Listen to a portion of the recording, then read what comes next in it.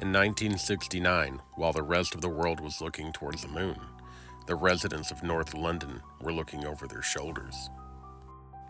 Highgate Cemetery, a sprawling, overgrown labyrinth of Victorian monuments, had fallen into a state of beautiful, terrifying decay. But something was moving in the rot. It started with the animals. Local residents began finding foxes scattered across the graveyard paths, their veins seemingly emptied of every drop of blood. There was no struggle, no tracks, just a silence that felt heavy, like a held breath. Soon, the whispers turned into witness accounts. This wasn't a ghost. It wasn't a trick of the light. People were seeing a tall, skeletal figure, 7 feet of darkness, gliding behind the iron gates of the cemetery. One of the most chilling documented encounters involved a man walking home along Swain's Lane, which hugs the cemetery wall. As he passed the gates, the air suddenly plummeted in temperature.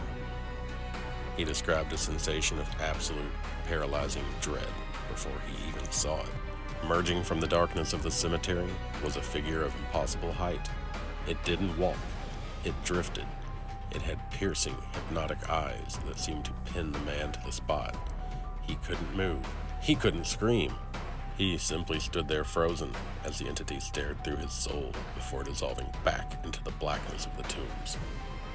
Then came the reports of the specter in gray. A woman walking her dog near the western gate reported being chased by a tall, dark form that moved with a terrifying, unnatural speed. She barely made it to the streetlights, her dog whimpering in a way that suggested it had seen something not meant for living eyes.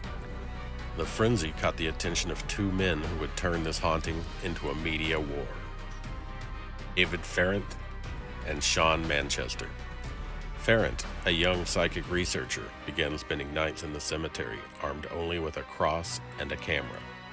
He claimed to have seen the entity multiple times, a dark, towering shape that radiated a physical coldness so intense it felt like a blow to the chest. But Sean Manchester, a self-proclaimed bishop and occultist, upped the ante. He didn't call it a ghost, he called it a king vampire, a medieval nobleman brought to England in a coffin, awakened by modern Satanists. In 1970, a group of young people broke into a tomb near the catacombs and found something that still haunts the police records. A coffin had been forced open, and the body inside had been charred, not by a natural fire, but seemingly as part of an occult ritual meant to lay the beast to rest.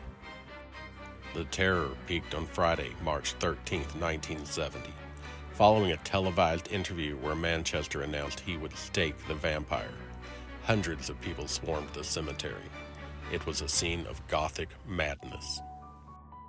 Mob rule took over as people climbed the walls with makeshift stakes and crucifixes. In the chaos, Manchester claimed to have tracked the creature to a specific vault. He described finding a coffin that shouldn't have been there. When he opened it, he didn't find a skeleton. He claimed to find a fresh body, blood on its lips, skin supple despite being dead for a century.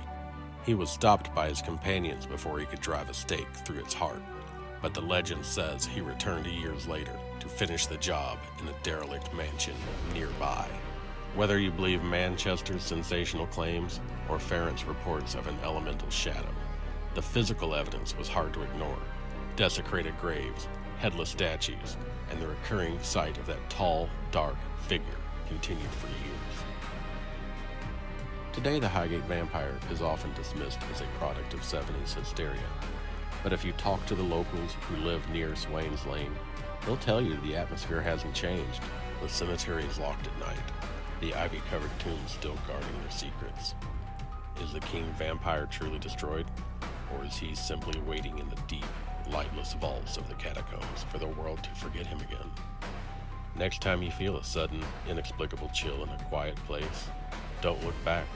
Some things are better left in the dark.